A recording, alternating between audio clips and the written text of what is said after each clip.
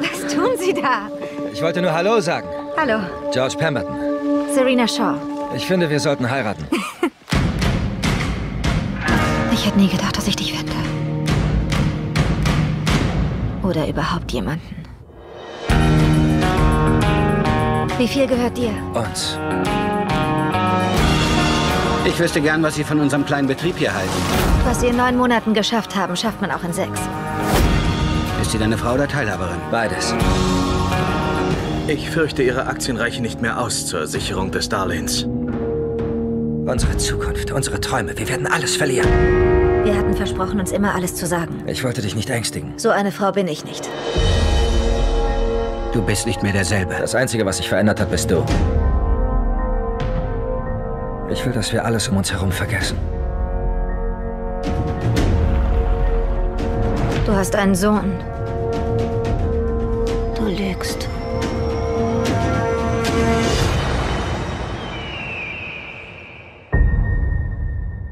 Ich würde gern mit Ihrer Frau reden. Es ist jemand ermordet worden. Sie müssen so weit weg von diesen Bergen wie möglich. Er hat dich betrogen, George.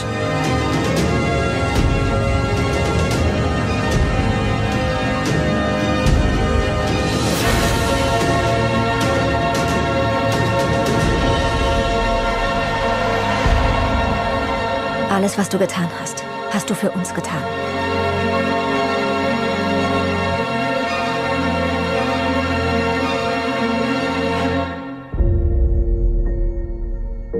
Ich kann dich nicht verlieren.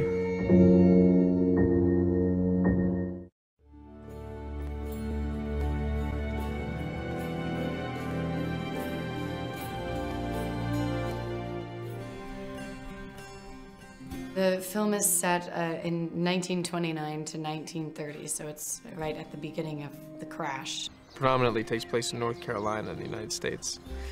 A little bit up in Boston. Everybody kind of finds themselves in this place of desperation. My character and Pemberton, we have left New England behind us to start up this logging industry. We were in the middle of the forest. Basically, the setting is a timber camp, Pemberton lumber. That's the first thing everybody talks about when they show up, is that they can't believe that this was built just for the movie. All of these sets was wonderful because you get this weird sense of the past being brought in. You walk into this set and you are being pulled back in time. It was wonderful, the stables and the railroad track and their bedroom, and it was incredible. It is like a real camp. It's like a little village. And Suzanne made a sort of called an audible halfway through filming where she decided to do all of the inside scenes on the set as opposed to it was set up to do it inside in the studio. And that, I think that was a huge, huge benefit, because if we'd shot all that stuff inside, it wouldn't have felt, I think, as authentic for us. As a costume designer, it's a dream to be able to do this. A costume is one of the most helpful things in a character. I kind of feel like all of these were my mother's old dresses that she left behind. Outfits change people so much. You feel so different when you're in high heels, or when you're in tennis shoes, or when you're in jeans, or when you're in a dress. And actually putting on those clothes, it really does a lot for the character. This environment, especially the logging camp, is very brown, gray, green, muddy, soil, dust. So there has to be some colors in the movie. So we agreed that Serena should have colors.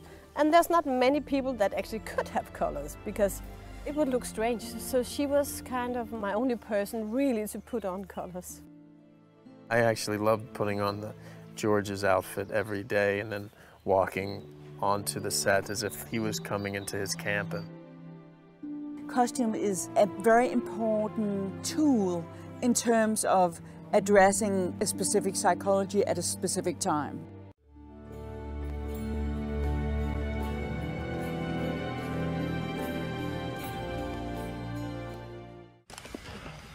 Mrs. Pembertons Vater gehörte die Vulcan Lumber Company in Colorado. Sie hat so viel Ahnung wie jeder Mann hier. I play Serena. She is a young woman who's very, very wise. She grew up in a timber camp, and lost very tragically her whole family to a fire. She actually knows a lot about looking. And she knows a lot about business, she knows a lot about trees, she knows a lot about men. And she managed to create a lot of respect by knowing all these things and having authority about it. She's a very solid, strong individual.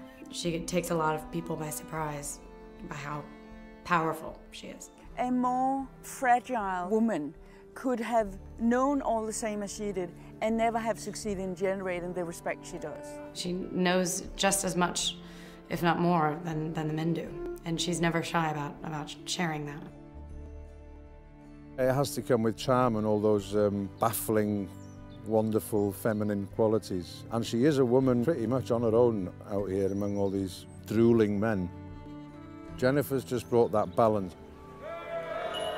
She's quite a fascinating character, and you really get when you read the book that she's the only person Pemberton could possibly have fallen in love with, and vice versa.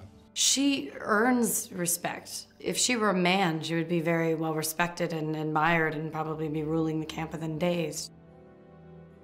I guess what I got attracted by was the woman being in this man's world, which I kind of thought was fascinating, and somehow I could also identify with it. I loved Serena. I just thought that she was this powerful force. I think the film implies that she has a sort of quasi-mystical effect on men in general. In part, I think that's because she's the only woman in an all-male environment.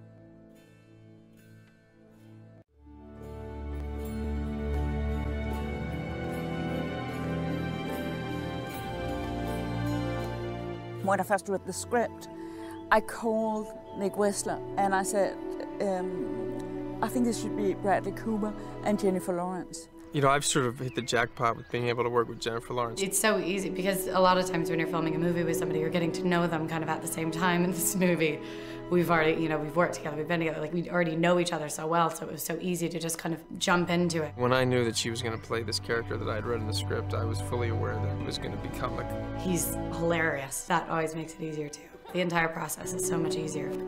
The character that you picture in your head when you're reading, and then Bradley shows up on set and blows that completely out of the water. Once she would breathe life into this character, it would become much more dimensional.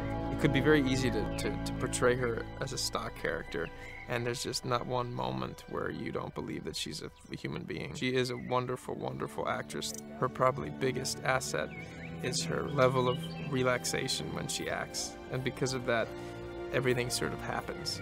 It's a very thrilling thing to be involved with as the partner in the scene that takes you into the scene. Very much like Robert De Niro, they're very similar that way. Jennifer Lawrence is this beautiful, very strong-willed, macho woman.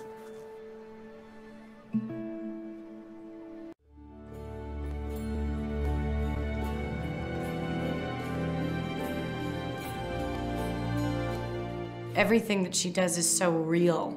She directs in a very direct manner. She never lets you, get lazy. There's no manipulation in her movies. She's able to sustain several stories simultaneously. And she shows you these characters and she shows you the situations, but never once tells you how to feel. Here we go. Ready? And I tell you when the rattlesnake lands on the ground, so you can react on that. I've been watching her films for a really long time now, and I've adored her always. She has these subjects that deal with human emotions in their most subtle forms, always. She has a well-earned reputation as somebody who is extraordinary with actors and is able to help them reach the most profound levels of their character. She's also very loose with the dialogue, which was great and thrilling to sort of explore scenes knowing that you're sort of using colloquialisms from 1929. Every morning I would show up on set. After a couple of days, I just realized whatever I bring to the scene is not what we're going to end up shooting, because she would just take it and throw me in that direction and in that direction. And it's probably her process as well, to see, okay, how does that look? How does that fit? Great actors have an immense intuition about their own character. And I have a lot of respect for that. And I have a lot of fun with that. Having Suzanne be the director added some sort of sensibility coming from Europe as opposed to the United States. I think you're on the punch. She's very on the target all the time, I think. She's paying a lot of attention to the work. She never lets you take the easy way out of any scene. The work really manifests itself between action and thank you. The way I work, or which I think characterizes many of my films, is that there is a realness to them. The story in itself is epic, so it kind of doesn't need a wide-brushed visual language to sustain it. So what Suzanne's done, I think, is kind of made it more domestic and plausible. You know, it's not elevated to some kind of opera. She just has a level of believability and a truth meter that you can see throughout all of her movies. I would say that I have a very, very, very strong bullshit detector. So I can see in a scene whether it's for real, whether it has an element of authenticity and honesty or not.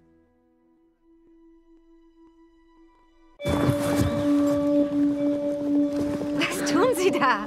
Ich wollte nur Hallo sagen. Hallo. George Pemberton. Serena Shaw. Ich finde, wir sollten heiraten.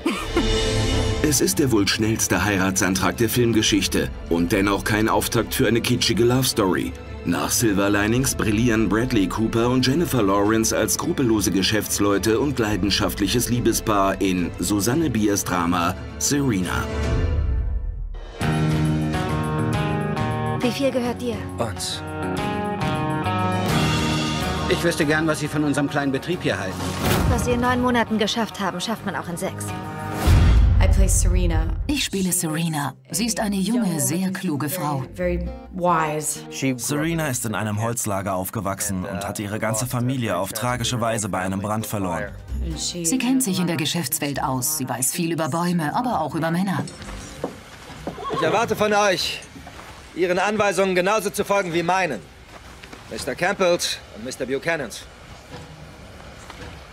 Sie will keine Sonderbehandlung und erwartet auch keine.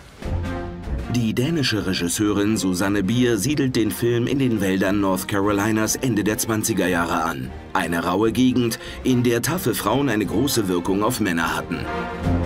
Serena ist ein wirklich faszinierender Charakter. Wenn man das Buch liest, versteht man, warum sie die einzige Frau ist, in die sich George Pemberton verlieben konnte und umgekehrt.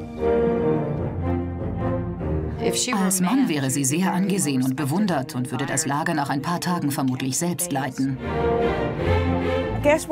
Was mich interessiert hat, war diese Frauenfigur in einem von Männern dominierten Umfeld. Das hat mich fasziniert. Damit konnte ich mich auch identifizieren. Ich mag Serenas Charakter. Sie verkörpert diese Stärke, diese Macht. Ist sie deine Frau oder Teilhaberin? Beides. Ich fürchte, Ihre Aktien reichen nicht mehr aus zur Sicherung des Darlehens. Unsere Zukunft, unsere Träume, wir werden alles verlieren.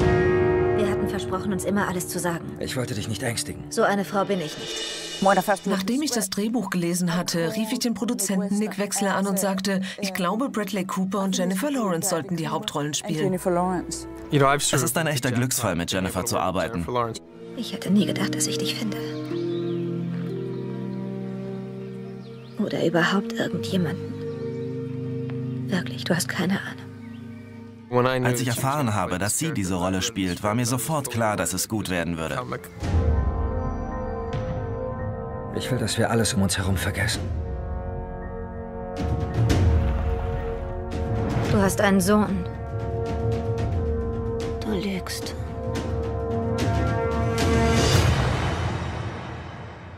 Bradley ist einfach wahnsinnig witzig. Das erleichtert vieles, die kompletten Dreharbeiten. Man hat ein bestimmtes Bild im Kopf, wenn man das Drehbuch liest. Und dann kommt Bradley in dieser Rolle ans Set und haut einen einfach um.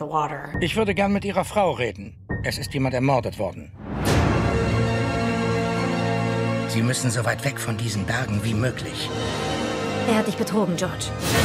Serena ist ein packendes Drama über Macht, Verrat und die Angst, die große Liebe zu verlieren. Jennifer Lawrence und Bradley Cooper zeigen vor grandioser Naturkulisse schauspielerische Höchstleistungen. Serena, ab 18. Dezember im Kino. Ich kann dich nicht verlieren.